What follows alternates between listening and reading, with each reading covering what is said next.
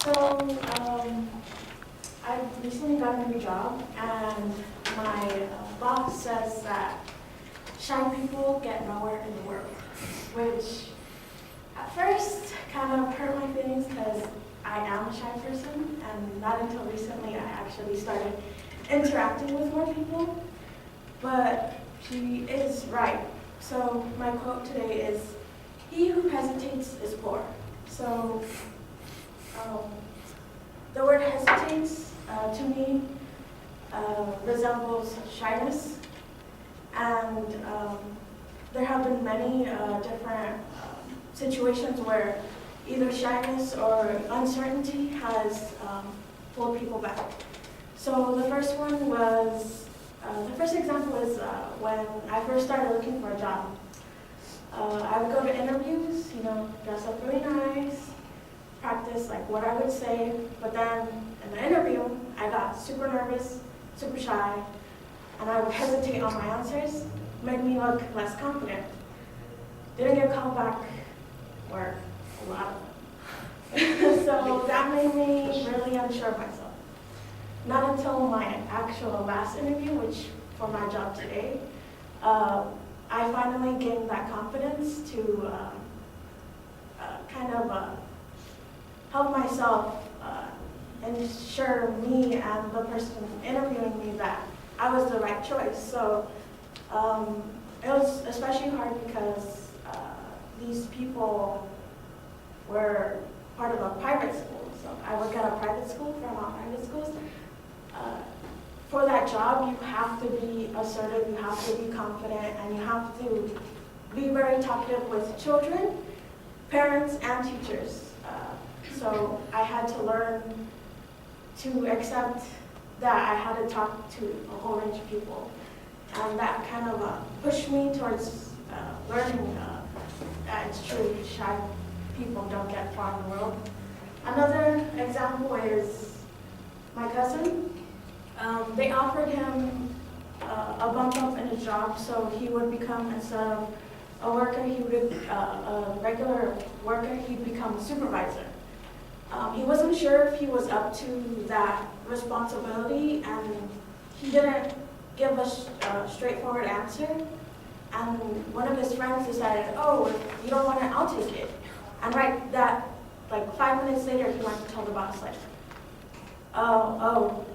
he doesn't want it, I'm his friend, but I'll take that job. He got a $5 pay raise and got a whole another level of responsibility and skills that my cousin did not get because he hesitated in taking that job, making him literally more poor than his friend.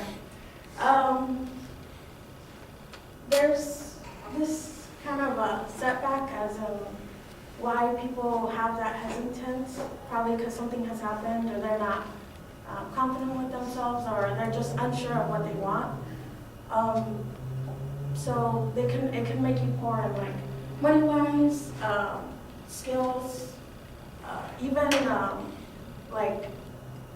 experiences. So my friend, she had the opportunity to go to a summer internship in another state. I don't remember exactly what she was supposed to do, but she wasn't sure if that's the path she wanted to take career-wise. So she left it for the last minute. She didn't get to turn in any of her paperwork, didn't get the internship, lost an experience. So being hesitant really makes you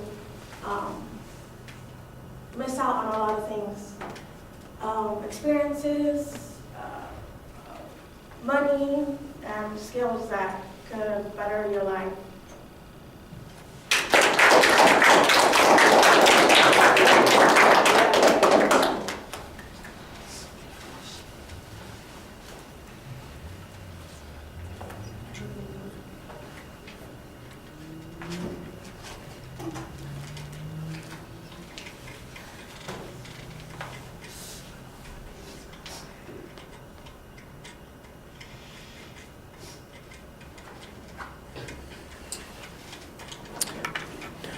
Right, the examples are a little repetitive, but they're good stories. Each one that you tell, you get enough detail in them to make them kind of interesting. They support the point that you're talking about, so I appreciated that. I think you could have set them up a little bit more with a preview, but other than that, they were well organized. I could distinctly see that there's a pattern going on here. I thought you had a good personal example that you used as an attention device. It sounds like you're generally agreeing with an interpretation of the quote, so I thought that your thesis statement was also pretty clear.